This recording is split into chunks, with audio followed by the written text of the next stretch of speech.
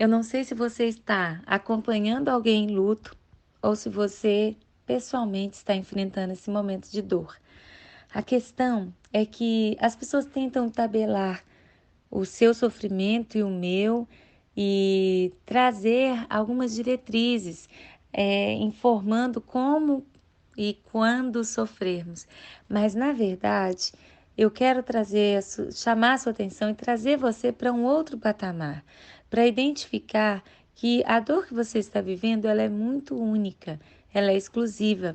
Ou se você está acompanhando alguém nesse processo de dor, ou talvez você está ouvindo esse áudio com a intenção de se preparar para momentos que você acredita que de fato são momentos inevitáveis. Uma hora ou outra nós vamos conviver com essa realidade. Nós estamos diante aqui de algo único, específico. É muito importante você ter a consciência que isso que você está vivendo, o seu luto, ele não pode ser comparado com o luto de uma outra pessoa. Eu sei que existe um tempo que você deve decidir, né, se lavar-se da sua dor, mas nós entendemos que o sofrimento, esse tempo de sofrimento é um tempo de reflexão e ele é muito importante, mas não pode ser considerado igual. Então eu quero já te convidar a jogar fora todo qualquer tipo de comparação, né, com outras pessoas, o tempo que elas estão gastando. Aqui o que é importante é por quem você está chorando. Quem é essa pessoa? Quem morreu? Essa é a pergunta, né? A partir daqui é que nós vamos compreender melhor sobre essas etapas do luto que você está enfrentando ou pode vir a enfrentar ou está acompanhando alguém que está enfrentando. A questão é quem é essa pessoa? Essa pessoa ela recebeu de você tudo que deveria ter recebido? Às vezes, junto do luto, você tem uma raiva de você, um arrependimento que agora não tem mais como voltar atrás. Então, quando nós nos deparamos com a morte, muitas vezes nós lidamos com a raiva de não ter vivido bem a vida.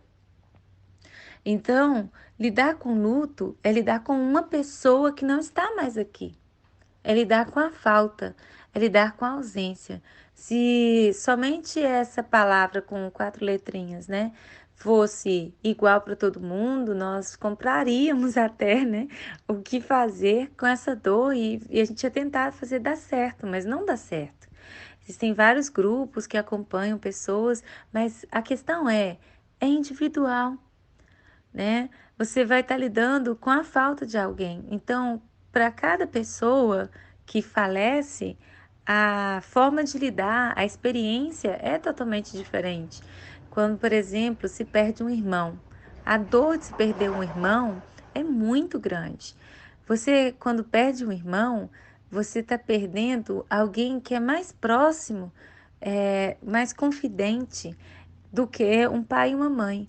O irmão, a irmã, é uma testemunha ocular da nossa história.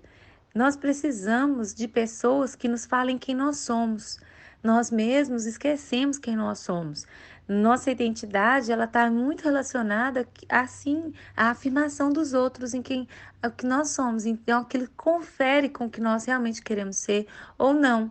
Então, nós precisamos de andar em grupos. E Deus nos fez em família. E os irmãos, eles são muito próximos. São pessoas que nos viram em todas as fases, acompanharam tudo.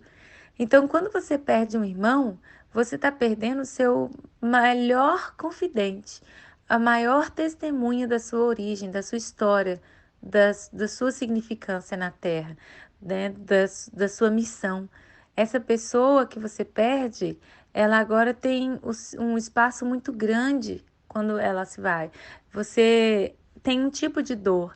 Você vai tentar ressignificar a sua vida baseado nas ideias, né, daquela pessoa que se foi, baseado no que ela falou de bom e de ruim. Então você vai fazer uma profunda reflexão sobre a sua própria vida, porque agora você perde uma grande testemunha da sua vida. Quando você perde, por exemplo, um avô, uma avó, você está perdendo partes estruturais da sua ascendência. Você vai estar trabalhando agora a sua história e assumindo posturas, tentando avaliar se era isso mesmo ou não que a avó e o avô ia querer que você fizesse. Então, quando você tem eles vivos, eles são mentores e tutores de gerações. Eles vão estar dando dicas de como deve ser a geração que você está agora gerindo, né? Você está executando.